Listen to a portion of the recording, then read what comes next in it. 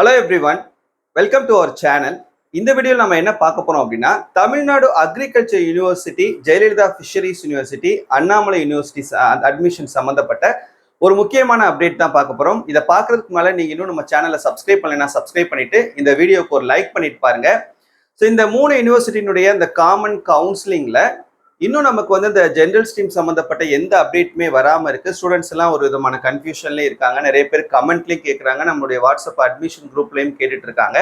So அவங்க எல்லாருக்கும் சேர்த்து இந்த வீடியோவில் நம்ம வந்து சீட் அலாட்மெண்ட் எப்போ கிடைக்கும் உங்களுக்கு, அண்ட் இதில் இருக்கக்கூடிய ஸ்டெப்ஸ் என்ன, இதில் இருக்கக்கூடிய ஸ்லைடிங் ப்ராசஸ்னா என்ன அப்படின்னு சொல்லி இதை பற்றின எல்லா டீட்டெயில்ஸுமே இந்த வீடியோவில் நான் உங்களுக்கு டீட்டெயிலாக சொல்ல போகிறேன். ஸோ இந்த வீடியோவை ஸ்கிப் பண்ணாமல் கடைசி வரைக்கும் பாருங்கள். ஓகே ஸ்டூடெண்ட்ஸ், இப்போ நமக்கு பார்த்தீங்கன்னா உங்களுடைய அந்த வெப்சைட்டில் வந்து நமக்கு ஒரு ஸ்கெடியூலினுடைய ஒரு பிடிஎஃப் வந்து அப்லோட் பண்ணியிருந்தாங்க. அதில் சீட் அலாட்மெண்ட் வந்து உங்களுக்கு 26ஆம் தேதி கொடுக்குறதாகவும், அப்புறம் சீட் கன்ஃபர்மேஷன் வந்து 29ஆம் தேதியிலேருந்து 3ஆம் தேதி வரைக்கும் நடக்கிறதாகவும் அந்த ஸ்கெடியூலில் வந்து உங்களுக்கு தெளிவாக கொடுத்துருந்தாங்க. இப்போ போய் நீங்கள் அந்த வெப்சைட்டில் பார்த்தீங்கன்னா அந்த ஸ்கெடியூலே இருக்காது, அதே தூக்கிட்டாங்க. இது எத்தனாவது தடவை?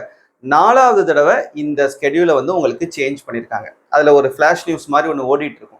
இந்த ஃபேஸ் 1க்கான அந்த ஸ்கெடியூல் வந்து சீக்கிரமே நாங்கள் போஸ்ட் பண்ணுறோம் அப்படின்னு சொல்லிட்டு. மறுபடியும் என்னதான் செய்ய போகுது, அந்த ஸ்கெடியூல் வந்து மாறதான் போகுது.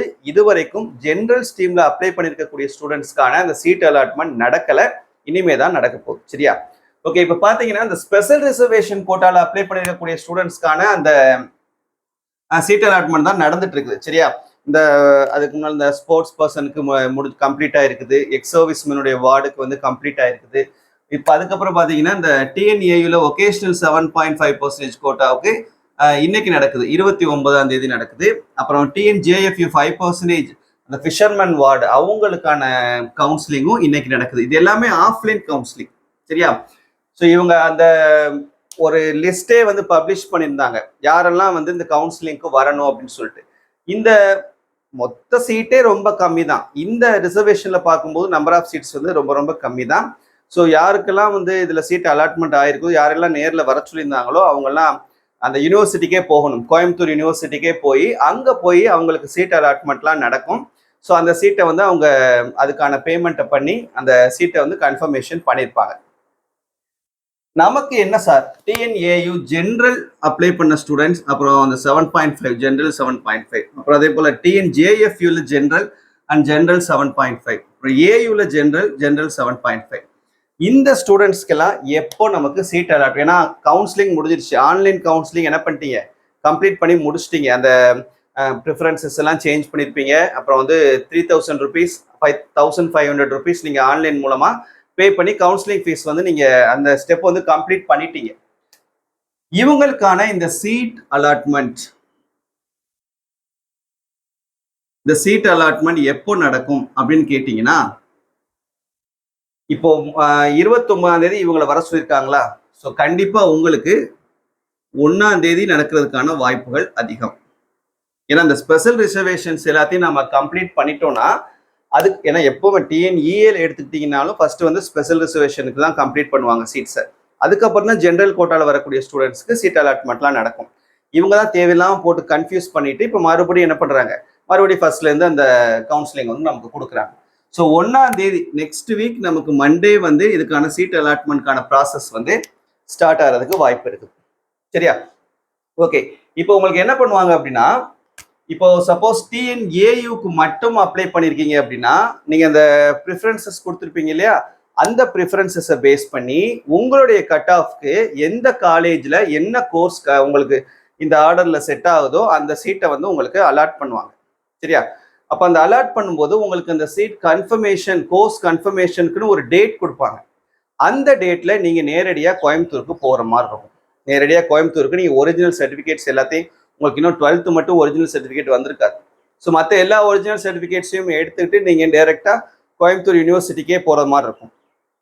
அங்கே போயிட்டு நீங்கள் அந்த உங்களுக்கு அந்த அலாட் பண்ணியிருக்கக்கூடிய அந்த கோர்ஸ் ஓகேவா, அந்த காலேஜ் ஓகேவா அப்படின்னா நீங்கள் அதுக்கான அந்த அட்மிஷன் ஃபீஸ் 20,000 rupees அங்கே நீங்கள் போய் பே பண்ணிட்டீங்கன்னா அந்த பர்டிகுலர் காலேஜில் அந்த கோர்ஸ் உங்களுக்கு அலாட் ஆயிரும். ஸோ அதுக்கப்புறம் காலேஜ் ரீஓப்பன் உங்களுக்கு எப்போ சொல்கிறாங்களோ அப்போ போய் நீங்கள் என்ன பண்ணிக்கலாம், அந்த காலேஜில் போய் ஜாயின் பண்ணிக்கலாம். அந்த ப்ராசஸ் முடிஞ்சிடும்.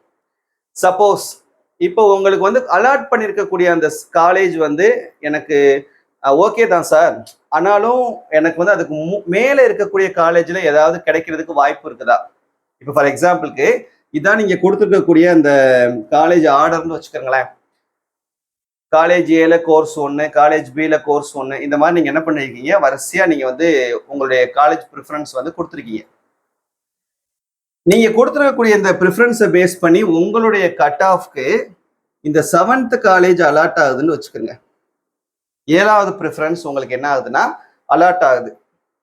பட் நீங்கள் என்ன நினைக்கிறீங்க, இது ஓகே தான், பட் இருந்தாலும் இந்த காலேஜ் நான் கொடுத்துருக்குற 6, 5, 4 இதுல ஏதாவது கிடைச்சா எனக்கு கொஞ்சம் நல்லா இருக்குமே, அதுக்கு வாய்ப்பு இருக்குதா அப்படின்னு கேட்டீங்கன்னா, அதுக்கான ப்ராசஸ் தான் உங்களுக்கு ஸ்லைடிங் ப்ராசஸ் அப்படின்னு சொல்லுவோம். உங்களுக்கு ஒரு சீட் அலாட் பண்ணிட்டாங்க, ஆனாலும் அதுல வந்து எனக்கு இன்ட்ரெஸ்ட் இல்லை, எனக்கு அதுக்கு மேல இருக்கக்கூடிய அந்த கோர்சஸ் அந்த காலேஜ்ல ஏதாவது ஒரு கோர்ஸ் கிடைக்கிறதுக்கு வாய்ப்பு இருக்குதா அப்படின்னா, அதுக்கு நீங்க அப்ளை பண்றதுக்கு பேர் தான் ஸ்லைடிங் ப்ராசஸ், அப்வர்ட் மூமெண்ட். அதுக்கு கீழே இருக்கக்கூடிய காலேஜ் கிடைக்குமா சார்னா கண்டிப்பா கிடைக்காது. டவுன்வர்ட் மூவ்மெண்ட் என்ன இதுல கிடையவே கிடையாது. ஏன்னா நீங்க தானே அந்த ஆர்டர்லயே கொடுத்துருக்கீங்க. மேல உள்ளது வேணா உங்களுக்கு அலாட் பண்றதுக்கு சான்ஸ் இருக்கே தவிர கீழே உள்ள டவுன்வர்ட் மூவ்மெண்ட் அப்படின்றது கிடையவே கிடையாது. ஸோ இதுக்கு மேலே இருக்கக்கூடிய காலேஜ்ல ஏதாவது ஒரு காலேஜ்ல நான் கொடுத்துருக்கக்கூடிய அந்த ப்ரிஃபரன்ஸ்ல கோர்சஸ் கிடைக்கிறதுக்கு சான்ஸ் இருக்கு அப்படின்னா இருக்கு. அப்ப அதுக்கு நாங்க என்ன சார் பண்ணணும்னா அதே மாதிரிதான் இது வரைக்கும் உள்ள ப்ரொசீஜர் இப்படி தான். நம்ம என்ன பண்ணணும்னா அந்த சீட் அலாட்மெண்ட் அந்த கோர்ஸ் கன்ஃபர்மேஷனுக்கு நமக்கு ஒரு டேட் கொடுத்துருக்காங்களா, அன்னைக்கு நம்ம வந்து என்ன பண்றோம், கோயம்புத்தூர் யூனிவர்சிட்டிக்கு போறோமா, அந்த கோயம்புத்தூர் யூனிவர்சிட்டிக்கு போய் நம்ம என்ன பண்ணணும்னா இந்த ஸ்லைடிங் ப்ராசஸ்க்கு ஒரு ஃபார்ம் ஃபில் பண்ணி கொடுக்கணும். அவங்க ஒரு ஃபார்ம் கொடுப்பாங்க, அந்த ஃபார்ம் ஃபில் பண்ணி கொடுக்கணும். அந்த ஃபார்ம்ல நம்ம இந்த மாதிரி எனக்கு ஸ்லைடிங் ப்ராசஸ்க்கு நான் வந்து விருப்பப்படுறேன், எனக்கு இதை விட முன்னால் இருக்கக்கூடிய காலேஜஸ்ல ஏதாவது கிடைக்கிறதுக்கு சான்ஸ் இருந்ததுன்னா கொடுங்க அப்படின்னு. ஸோ இது எப்படி பாசிபிலிட்டினா, ஏன்னா நம்ம சீட் அலாட்மெண்ட் ஆகிற எல்லாருமே இந்த சீட்டை செலக்ட் பண்ணுவாங்கன்றது நம்ம சொல்ல முடியாது. அதான் முக்கியமானது, நல்லா யோசிச்சுக்கிறோங்க. ஏன்னா இதே இதுக்கு அப்ளை பண்ணியிருக்கவங்க இன்ஜினியரிங்க்கும் அப்ளை பண்ணியிருப்பாங்க, எம்பிபிஎஸ்க்கும் அப்ளை பண்ணியிருப்பாங்க, ஸோ இது மாதிரி நிறைய கோர்சஸ்க்கு அப்ளை பண்ணியிருப்பாங்க. அப்படின்றப்ப இதுல சப்போஸ் சீட் அலாட் ஆனவங்க இது எனக்கு வேணாம், இது நான் வந்து செகண்ட் சாய்ஸாக தான் வச்சிருந்தேன், அக்ரிகல்ச்சர் யூனிவர்சிட்டி இல்லை ஃபிஷரிஸ் யூனிவர்சிட்டியை, எனக்கு இது தேவையில்லை, எனக்கு வந்து எதான் வேணும், நான் வந்து என்ஜினியரிங்கோ இல்லை வந்து எம்பிபிஎஸ்க்கோ போகிறதுக்கு தான் நான் வந்து ஆசைப்படுறேன் அப்படின்னு நினைக்கக்கூடிய ஸ்டூடெண்ட்ஸ் நிறைய பேர் இருப்பாங்க. ஸோ இதுல சீட் அலாட் ஆனாலும் எடுக்காம போறவங்க நிறைய பேர் இருக்காங்க. அதனால இதுல சீட் வேகன்சி இருக்கிறதுக்கு வாய்ப்பு இருக்குது. அப்படின்றப்ப உங்களுக்கு வந்து இதுல வந்து மொத்தம் 4 ஸ்லைடிங்கா நடக்கும், எல்லாம் ஞாபகம் வச்சுக்கோங்க. 4 ஸ்லைடிங் ஸ்டெப்ஸ். நீங்க வந்து உங்களுக்கு வந்து அப்டேட்ஸ் கிடைச்சிட்டே இருக்கும். மொத்தம் 4 ஸ்லைடிங் நடக்கும்பா இதுல. இப்போ உங்களுக்கு 7வது காலேஜ் வந்து உங்களுக்கு சீட் அலாட் ஆயிருக்குதா, 7th ப்ரிஃபரன்ஸ் வந்து உங்களுக்கு வந்து அலாட் ஆயிருக்குது. இப்போ ஃபர்ஸ்ட் ஸ்லைடிங் நடக்குது. இந்த ஃபர்ஸ்ட் ஸ்லைடிங்ல உங்களுக்கு என்ன பண்ணுவோம், உங்களுடைய கட் ஆஃப் பேஸ் பண்ணி இந்த 6, 5, 4, 3, 2 இதுல ஏதாவது ஒரு சீட் வந்து உங்களுக்கு ஃப்ரீயா இருக்குதா அப்படின்னு சொல்லிட்டு பார்க்கும். சப்போஸ் 6th காலேஜ் உங்களுக்கு ஃப்ரீயா இருக்குன்னு வச்சுக்கோங்களேன், இந்த ஃபர்ஸ்ட் ஸ்லைடிங்குடைய எண்டில் உங்களுக்கு 6th காலேஜை அலாட் பண்ணும். இப்போ நான் அந்த 6th காலேஜை சூஸ் பண்ணிடலாமா சார் அப்படின்னா முடியாது. 4 ஸ்லைடிங்குமே முடிகிற வரைக்கும் வெயிட் பண்ணணும். அடுத்து செகண்ட் ஸ்லைடிங் வரும். இந்த செகண்ட் ஸ்லைடிங்ல அதே மாதிரி பார்க்கும், இந்த 6 தான் ஃப்ரீயா இருக்கா, இதுக்கு மேல எதுவும் ஃப்ரீயா இருக்கான்னு சொல்லி பார்க்கும். சப்போஸ் மேல எதுவுமே ஃப்ரீயா இல்லை அப்படின்னா மறுபடியும் என்ன பண்ணுவோம், உங்களுக்கு 6th காலேஜே வந்து அலாட் பண்ணும். அடுத்து தேர்ட்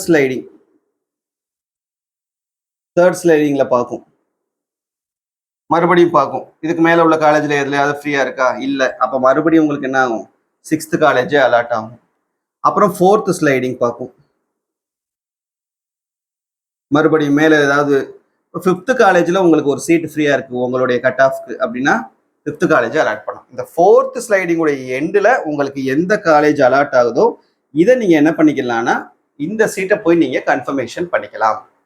இது ஓகே சார், எனக்கு இந்த 5வது காலேஜ் வந்து ஓகே தான் அப்படின்னு நீங்க நினைச்சீங்கன்னா இந்த 5th காலேஜை போய் நீங்க என்ன பண்ணிக்கலாம், ஃபீஸை பே பண்ணி இந்த சீட்டை வந்து நீங்க கன்ஃபர்மேஷன் பண்ணிக்கலாம். ஸோ இப்படிதான் வந்து இந்த ஸ்லைடிங் ப்ராசஸ் வந்து நடக்கும். இது நல்லா தானே சார் இருக்கு இந்த ஸ்லைடிங் ப்ராசஸ். எனக்கு இது சப்போஸ் இந்த காலேஜ் கிடைக்கலன்னா அதுக்கு முன்னால் உள்ள காலேஜ் நான் வந்து அப்ளை பண்ணிக்கலாமே அப்படின்னு சொல்லி நினைச்சீங்கன்னா இதுல என்ன ஒரு முக்கியமான விஷயம் நீங்க கவனிக்கணும்னா, இந்த 4 ஸ்லைடிங் முடிகிறதுக்கு ரொம்ப நாள் ஆகும்.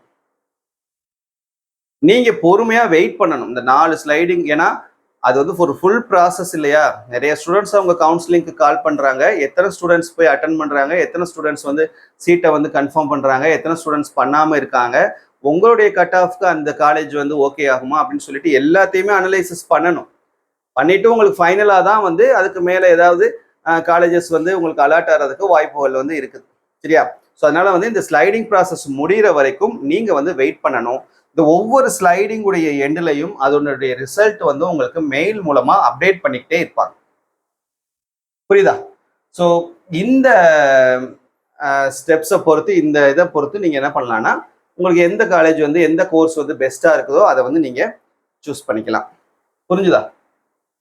ஸோ இதான் இந்த மாதிரி தான் உங்களுக்கு வந்து இது டிஎன்ஏயூல போன வருஷம் வரைக்கும் இப்படி தான் நடந்துட்டு இருக்குது. இப்போ டிஎன்ஜேஎஃப்யூவும் உங்களுக்கு இதில் சேர்த்துருக்கிறதுனால இதுக்கும் உங்களுக்கு இதே மாதிரி காமனாக வந்து நடக்கிறதுக்கு வாய்ப்பு இருக்குது. சப்போஸ் ரெண்டுக்குமே அப்ளை பண்ணியிருக்கீங்கன்னா ரெண்டில் என்ன கோர்ஸ் சார் எனக்கு சீட் வந்து கிடைக்கும் அப்படின்னு சொல்லி பார்த்தீங்கன்னா, உங்களுக்கு சப்போஸ் வந்து டிஎன்ஏயூல ஒரு சீட் வந்து அலாட் ஆகலாம், டிஎன்ஜேஎஃப்யூல ஒரு சீட் வந்து அலாட் ஆகலாம், இல்லை ரெண்டுக்கும் சேர்த்தே ஒரே ஒரு சீட்டு காமனாக வந்து உங்களுக்கு அலாட் ஆகலாம். ஸோ இது ஃபர்ஸ்ட் டைம் அப்படின்றதுனால கொஞ்சம் நம்ம வெயிட் பண்ணி தான் பார்க்கணும் எப்படி வந்து இந்த சீட்ஸ் எல்லாம் வந்து அலாட் பண்ணுறாங்க அப்படின்றது. சரியா? ஸோ வேறு ஏதாவது டவுட் இருந்தாலும் கமெண்ட்ல கேளுங்க. தேங்க்யூ.